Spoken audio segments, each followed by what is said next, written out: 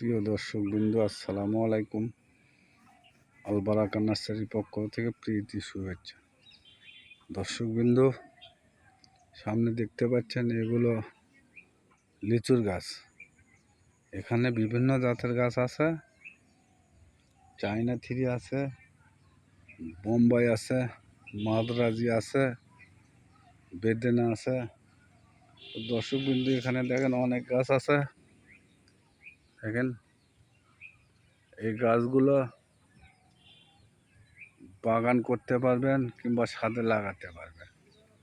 তো দর্শকবৃন্দ, গাছগুলো হাইট হবে 5 ফিট, 6 ফিট, 7 ফিট, এরকম 8 ফিটও আছে। গোড়াগুলো দেখেন এরকম মোটা হবে।